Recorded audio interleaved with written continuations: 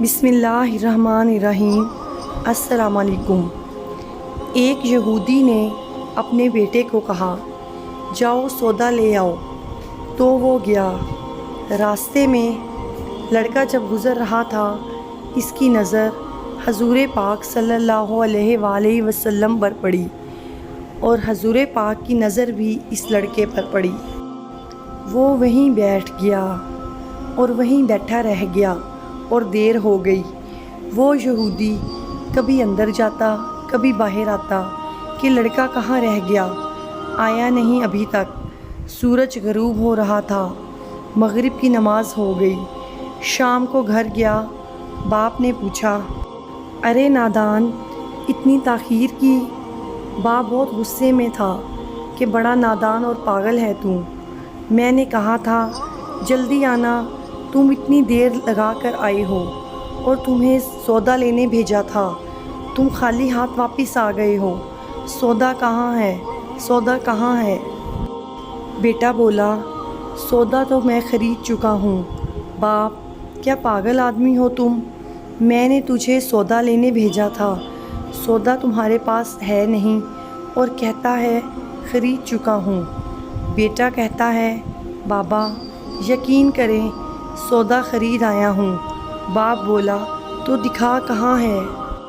بیٹے نے کہا، کاش تیرے پاس وہ آنکھ ہوتی تو تجھے دکھاتا میرا سودا کیا ہے۔ میرے بابا، میں تمہیں کیا بتاؤں میں کیا سودا خرید لایا ہوں۔ باپ نے بولا، چل چھوڑ، رہنے دے۔ وہ لڑکا روز نبی پاک کی خدمت میں بیٹھنے لگا۔ وہ یہودی کا اکلوتا بیٹا تھا، بہت پیارا تھا، اس لیے کچھ نہ کہا۔ کچھ دنوں بعد لڑکا بہت بیمار ہو گیا۔ کافی دن بیمار رہا، اتنا بیمار ہوا کہ کمزوری اتنی ہو گئی، کروٹ لینا مشکل ہو چکی تھی، اور پھر قریب المرگ ہو گیا۔ یہودی بہت پریشان تھا، پھر بھاگا گیا حضور پاک صلی اللہ علیہ وآلہ وسلم کی بارگاہ میں، اور بولا، میں آپ کے پاس آیا ہوں، آپ تو جانتے ہی ہیں میں یہودی ہوں، مجھے آپ سے کوئی اتفاق نہیں، مگر میرا بیٹا آپ کو دل دے گیا ہے اور قریب المرگ ہے، آپ کو رات دن یاد کر رہا ہے۔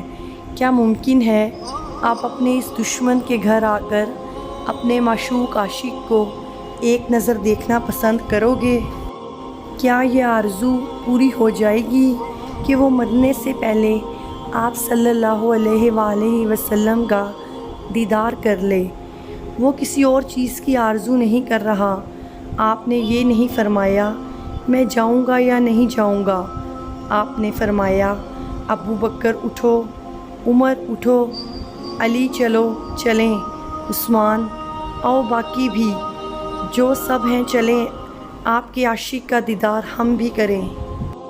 اپنا دیدار اسے دیتے ہیں، آخری لمحہ ہے، آنکھیں بند کرنے سے پہلے اسے ہم کچھ دینا چاہتے ہیں، چلو چلتے ہیں۔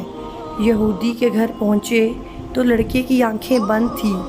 حضور پاک صلی اللہ علیہ وآلہ وسلم کا سراپا کرم ہی کرم ہے۔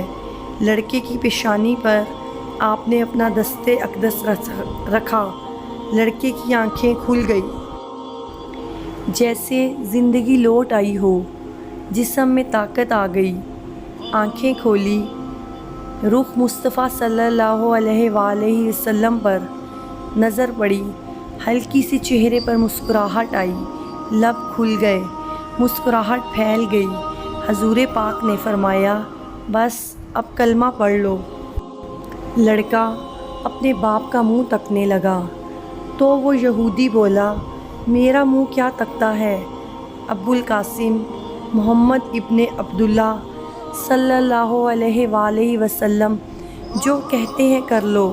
لڑکا بولا، یا رسول اللہ صلی اللہ علیہ وآلہ وسلم، میرے پاس تو کچھ بھی نہیں۔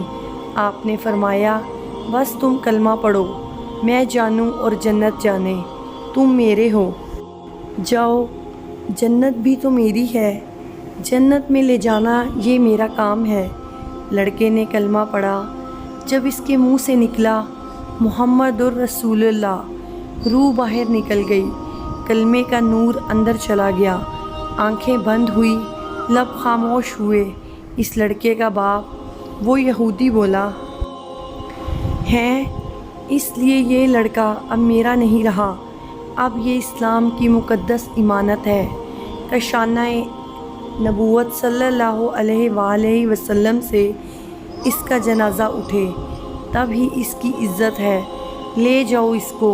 پھر آپ نے فرمایا، صدیق اٹھاؤ، عمر اٹھاؤ، عثمان آگے بڑھو، بلال آؤ تو صحیح، علی چلو دو کندھا، سب اٹھاؤ اسے۔ آقا علیہ السلام جب یہودی کے گھر سے نکلے تو یہ فرماتے جا رہے تھے، اس اللہ کا شکر ہے جس نے میرے صدقے سے اس بندے کو بخش دیا، اس اللہ کا شکر ہے جس نے میرے صدقے سے اس بندے کو بخش دیا۔ اللہ اکبر، کیا مقام ہوگا اس عاشق کی میت کا جس کو علی، عثمان، ابو بکر صدیق، عمر بن خطاب، بلال حبشی رضی اللہ عنہ جیسی مشہور شخصیات کندھا دے کر لے جا رہے ہوں اور آگے آگے محمد مصطفیٰ ہوں۔ قبر تیار ہوئی، کفن پہنایا گیا، حضور پاک قبر کے اندر تشریف لے گئے، قبر میں کھڑے ہوئے اور کافی دیر کھڑے رہے اور پھر اپنے ہاتھوں سے اس عاشق کی میت کو اندر اتارا۔ آپ صلی اللہ علیہ وآلہ وسلم قبر کے اندر پنجوں کے بل چل رہے تھے، مکمل پاؤں مبارک نہیں رکھ رہے تھے۔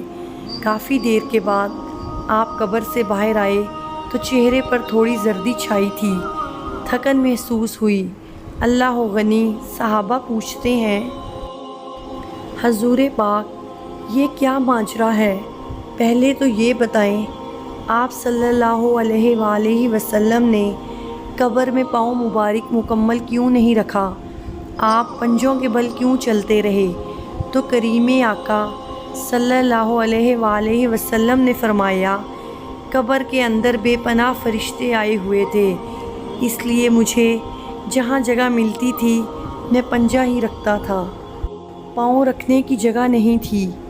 میں نہیں چاہتا تھا کسی فرشتے کے پاؤں پر میرا پاؤں آ جائے۔ پھر صحابہ نے پوچھا، آپ صلی اللہ علیہ وآلہ وسلم قبر کے اندر کیوں گئے؟ ہمیں کہتے، ہم چلے جاتے۔ تو سبحان تعالیٰ خوبصورت جواب دیا کہ میں نے اس لڑکے کو بولا تھا نا، تیری قبر کو جنت بناؤں گا، تو اب اسی قبر کو جنت بنانے قبر کے اندر چلا گیا تھا۔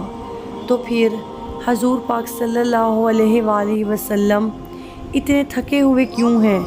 تھکا اس لیے ہوں کہ فرشتے اور حوریں اس عاشق کے دیدار کے لیے آ رہے تھے اور میرے وجود سے لگ لگ کر گزر رہے تھے، ان کی وجہ سے تھک گیا ہوں۔